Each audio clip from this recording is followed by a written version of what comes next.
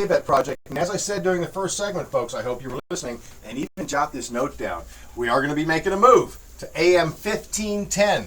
That's AM 1510 WMEL this coming Monday at noon. So the next time you hear American Warrior Radio, that episode is going to be broadcast from AM 1510 and a couple of FM stations, and we'll keep you posted on everything.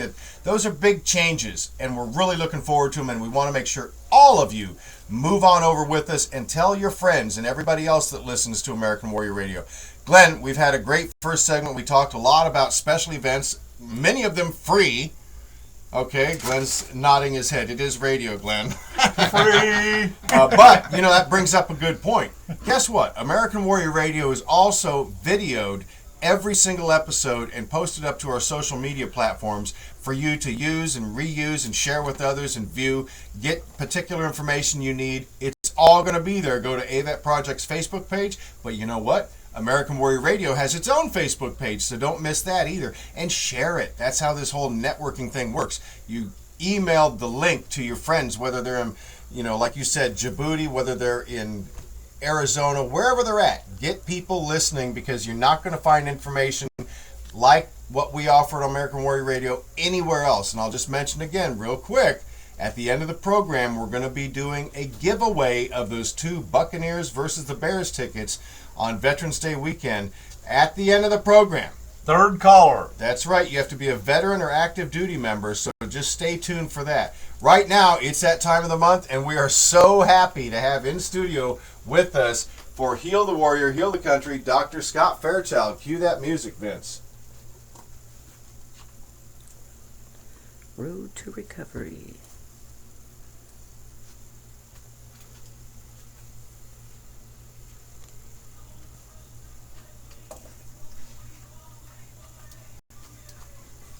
Here we go.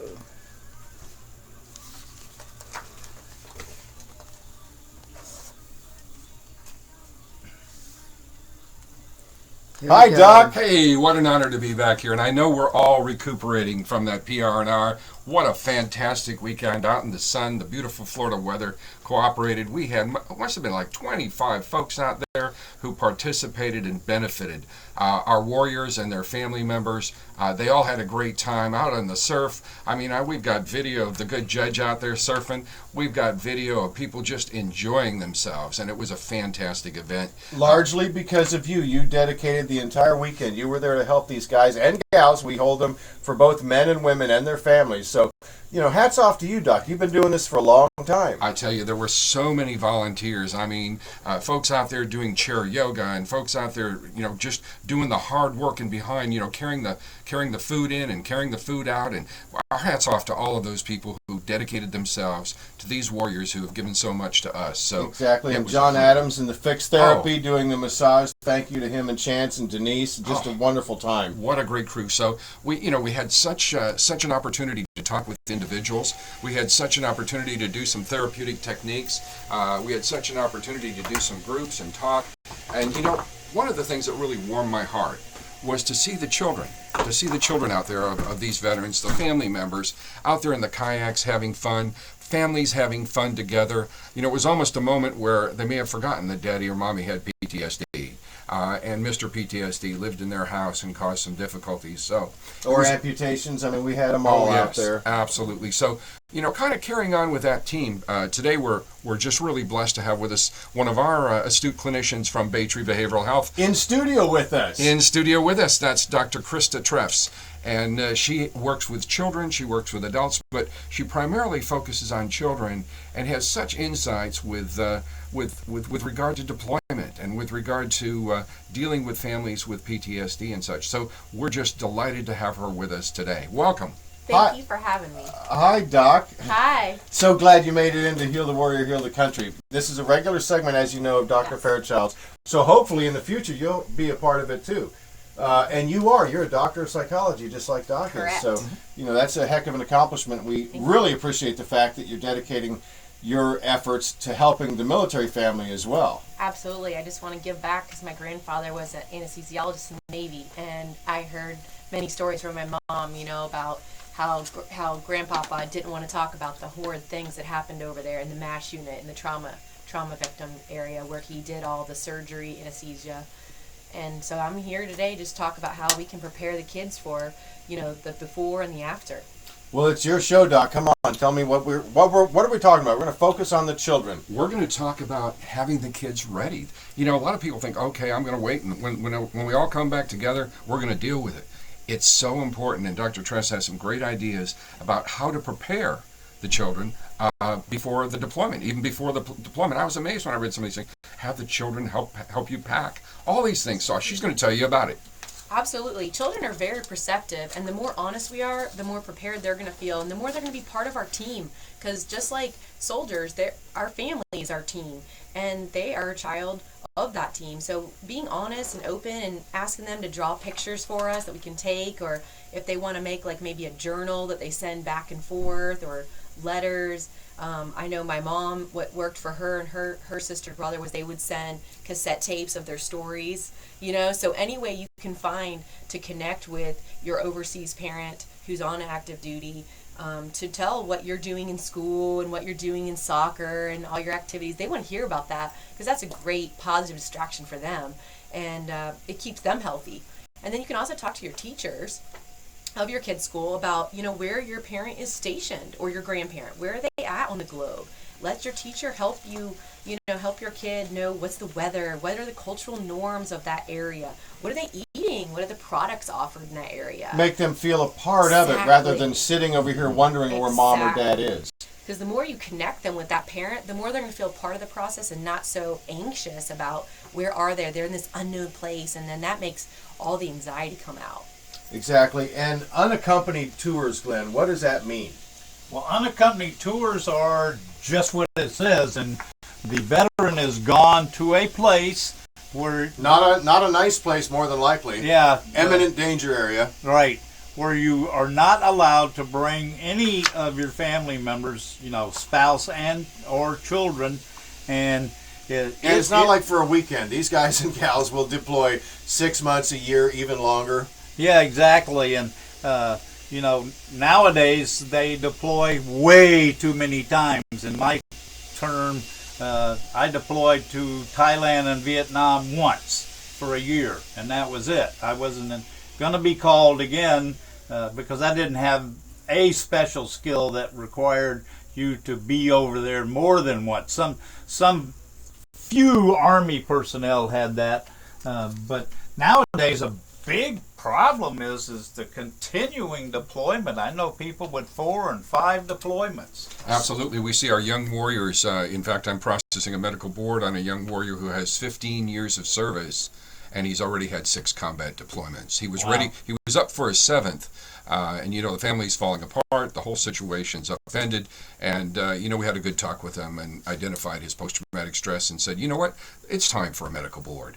So give our listeners on American Warrior Radio and Heal the Warrior, Heal the Country segment just a little glimpse into what these children are dealing with.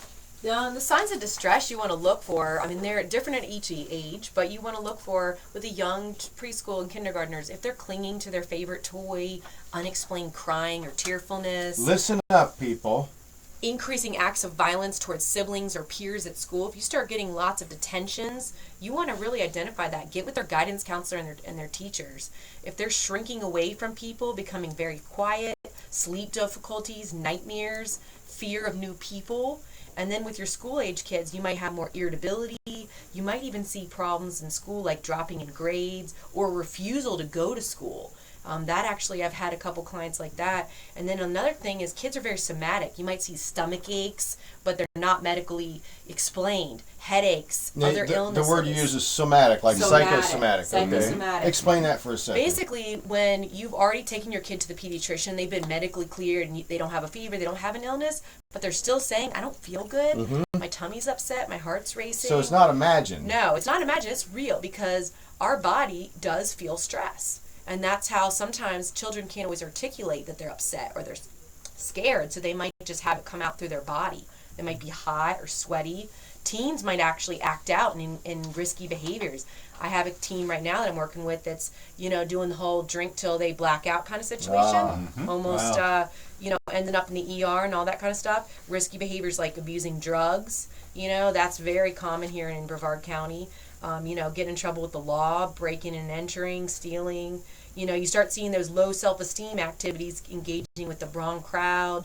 Really they're escaping because they're depressed, they're scared, and they just want that communication with their parents. But you know what? Teenagers are just like kindergartners. That's a temper tantrum. They just don't know how to approach their parents, but they long to be loved and connected. So my goal in Dr. Fairchild's is to connect them better with their parents and to get them to have family night and get them to go to a vet project and do weekend activities. Go walk on the beach together. Don't just escape to the mall with your friends and go smoke out. That's not healthy activities. Get involved in the community, have barbecues with your friends and families, go to soccer games, go to football games together. That's where it's healthy, and that's going to help with that separation and that preparation for deployment. So the guardians, go ahead, Doc. I was amazed. We many times we think about the negative aspects of a deployment and the negative impact and things that they have on the family and on the children. And I was so impressed, as Dr. Tress pointed out, and she'll tell you a little bit about it. She pointed out that a deployment can also produce positive effects, and so we want to take control and we want to make choices that are going to move us in the positive direction as opposed to the negative direction. Krista, tell us a little bit. I'm slow. Yeah, give me an example. Yeah, so basically, one thing, I wasn't deployed in my own family, but I can say that, my mom was, and we actually, with my husband's job, he contracts, with aviation through Harris, and we kind of have similar experience, and we had a lot of military friends up in Anchorage, and we were right up by USS Anchorage, and when we were up there 2 different summers, one of the things that I really felt like for our family and children that are military family that we met was you get to know your family so closely, and you find a common ground with other military families, and you really bond, because if you're in Anchorage or you're in some faraway place, you have no family, and we had no family there, but you get together and you find play dates and you get together and you go hike together, and that brings you strength and courage to overcome that adversity of being alone and apart from family. Kind of like the old story we talk about, Battle Buddy, Glenn. Absolutely. Yeah, absolutely. And what I hear y'all also saying is there's a guru back in my time, and I won't mention the name because nobody will know who it is anymore, but one of his posits was that communications is the key. Communications is the key, and boy, is that true. And nowadays, through this wonderful technology, whether they're Skyping or FaceTiming or just emailing pictures back and forth, just staying in touch with the absent parent. That's huge. I think staying in touch is the key, because you're going to stay connected and you're going to strengthen that bond. And once you maybe go through one deployment, you're going to say, wow, we did this, and we can do this again. We are strong, and we are a united front, and we can do this because we believe in the freedom of America and keeping America safe. And even though we might not be the soldier or we might not be the airman, we as kids and teenagers, we're behind our parents, and we believe in America. And I want you to expand on that in a moment. This is Heal the Warrior, Heal the Country segment with Dr. Scott Fairchild and his special guest, Krista Trevs. I got that name right? Yeah, she Trevs. She's also a doctor of psychology. Okay, so talk a little bit more about that, how the common theme is they're serving their country, not just the military member, but the family, and particularly the Guard and Reserves, Doc. These are people, the weekend warriors. They're not supposed to be called up, but we've got 200 out of this area alone that are over in foreign lands. One of our senior NCOs over there, he said he had his team and he's ready to go into battle, and he looked around and he said he realized that 6 months ago, this young man that he has going into battle here, 6 months ago, he was at Publix asking whether you wanted paper or plastic. And now he's having to make life and death decisions. So it's very, very important. And we have special names. All of you who've been around the military are probably familiar with this. This camaraderie, this togetherness, this strength that actually these deployments bring probably brought about the term military brat. If some of you are familiar with the term, and what that implies, though, it implies that they're kind of hardened. They're hardened and they're strengthened by these experiences. So I like the idea that Dr. Tress has referred to the positive aspects of a deployment, and a family can look at it with eyes up instead of eyes down. Good point. Go on. Absolutely. Let's just focus on, I agree, the term resiliency is kind of a new term that we've been focusing on in psychology, and that's what we hope for these children, to be resilient, because we are here to provide them with support, you know, at Baytree Behavioral and also through the 45th Medical Unit on base and elsewhere. We're here to be that support because, you know, back when our parents were in the military, I know my mom and my aunt said, you know, they didn't have support groups. They didn't even have group therapy. They didn't even have Bible studies for military kids on base. Now they do. Now we do. So now we are even more resilient and able to overcome because speak up and speak out and let us hear what you have to say, and we want to be there for you. You know, if you need, you know, someone to drive you to a football game, you know, this is the kind of community that's here for you. And we want you to talk out about your stress and also about your resiliency and how we are all a very powerful nation, and these soldiers are serving very, very important jobs. And you mentioned something, and that is community. We hear it routinely that, and I'm not just speaking about AVET Project, even though AVET Project is a huge part of the community here on the Space Coast. We've got commanders coming in, you know, taking over a new command. But they rotate, what, every 2 years, Glenn, thereabouts? Yeah, the Coast Guard, yeah, about that. Yeah, so between the Air Force, the Navy, Coast Guard, Army, Marines around here, they're moving in and out. PCS, permanent change of stations. It's just what happens. And they all identify this particular area of the country, the Space Coast, and we're really proud of this to be a big part of it, how military friendly we all are, and how much it means to them and their families to know, as you were talking about, Doc, the support they can find. They have to reach out, but yes, there will be those that reach back and help them. And you know, there's, I was listening to some information on post-traumatic stress disorder on the radio the other day, on the radio. And, I guess I wasn't aware of the fact that only really 1% of the population of the United States serves in the military.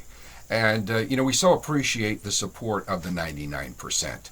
We really appreciate when they can come out and understand, they may not have been in the foxhole, they may not have been shot at, they may not have been deployed for 4, 5, 6 times and away from their family, but we certainly appreciate their appreciation for the military service members and their families making the sacrifice.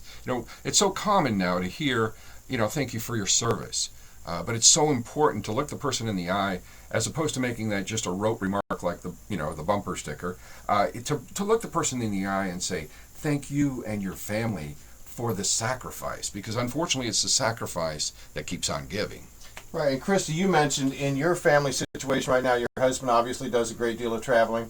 So there's that separation and the anxiety, I'm sure, that's associated with it. But when we talk about the military deployments, these are men and women, brave people looking to help the country's goal to keep us free and keep our liberties secure, going to dangerous places. And little Johnny or Susie don't know anything about that. It's up to us to teach them, and as you mentioned, keep them connected. Even though it's difficult when you're on the battlefield or other places around the world, Glenn, to keep that bond, but it's that important. Otherwise the kids start to drift away into their own devices. Absolutely. When we hear our kids say, Mom, Dad, can I talk to you about something? And that's the way I always hear my kid will say, my 5-year-old, can I talk to you? Of course. Drop whatever you're doing because they're ready. And, you might only have a short window. So drop whatever you're doing and go ahead and give them your attention because they're ready to tell you something or ask you a question. And that's your window to get to them and to reach out and connect. And that's really how we're all going to be a unified nation, is when we're more connected. And that is awesome. I'm going to announce right now, you've been waiting here on American Warrior Radio. If you want to go see an NFL team, that's the Tampa Bay Buccaneers against the Chicago Bears on Veterans Day weekend. That's November 13th. These are 100-level seats. These are awesome seats. A whole bunch of us are going. I've got 2 tickets right here. Thanks to GI Tax, Glenn and his group there through AVET Project. You have to be, what is it again? You have to be a veteran on active duty, off active duty, reserve, or National Guard. Okay, if you are one of those, a veteran, active duty, Guard or reserves, be the 3rd caller right now, and Vince, our engineer, is going to take your name and contact information. Call 321-241-1060. My producer's pointing out the phone number. Vince will take that call, 3rd caller, to get these tickets and join us on Veterans Day weekend for the Tampa Bay Bucks against the Chicago Bears. Call right now, 3rd caller, 321-241-1060. Be a veteran, active duty, Guard or reserve. Vince will get your information, write it down, get it to us, and we'll get you the tickets. 241-1060. Call now. And these kind of events, I mean, the events that bring people together, a football game, when there's a group of veterans sitting there, first of all, it's to benefit them, and they enjoy it, and they enjoy the camaraderie of it, but it's a show of force. I mean, the entire group of people attending the football game knows that veterans hang together, that they work together, and it gives them kind of an alert to, hey, appreciate these guys, these men and women. Exactly. So expand upon the children again. I mean, we can't do enough for them. You mentioned at the PR&R retreat, these little guys and girls got to go kayaking and surfboarding, and even the surf, it was awesome with School of Surf. Those guys are phenomenal. But you brings them out of their shell and you plug them in. If they're not attended to, if their needs are not, what happens? I mean, you mentioned some of the bad symptoms, but what happens to the child? What's happening there? We might see withdrawal symptoms. They might just kind of isolate and just hang out in their room on their iPads and watching movies and just, Snapchatting and everything to their friends. And you said the word isolate, huh? It's really dangerous when they start isolating, because then that produces feelings of loneliness and estrangement and lack of connection. And then, you have too many thoughts in your head, and sometimes those are just too many negative thoughts when you're scared and you're a kid and you don't know what's going on. So, these kind of organizations are here to help. There's even organizations online like militarykids.org, and they're also a great organization. Military Kids provides grants for kids to actually get money towards sports, fine arts, camps, and tutoring programs. So parents, get on that website, and if your kid is eligible for a grant, go for it, because then they can get into those activities that maybe you don't have money for. Okay, let's talk about how a family member, mom or dad, can contact you and get the help they need for their child. They've seen some of the symptoms that you described. How can they get a hold of you? We are located at Baytree Behavioral Health, and our phone number, our address is 1370 Bedford Drive, and our phone number is 253-8887. And we are there Monday through Friday. We have about 10, 12 clinicians. Mm-hmm. We can provide children, teens, couples, adults, elderly. We really are there to cover every age, every type of psychological challenge related to military or non-military. So even if you have a friend who's non-military, but maybe they've been through a trauma or a hardship, that's what we're there for, to help. And you accept all types of insurance there at Baytree Behavioral Health. We do, quite a variety.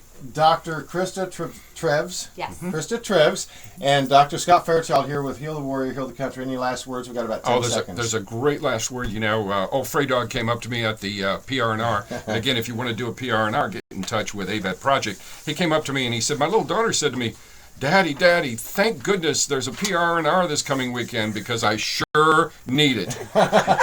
Awesome. Join us again for Dr. Scott Fairchild's Heal the Warrior, Heal the Country segment coming up at the end of next month. But Glenn, we never end an episode without this. We got to go quick. If you're a veteran in crisis, or a friend or a family member of a veteran in crisis, call 1-800-273-8255, and for veterans, press 1. And as always, don't forget, thank a vet.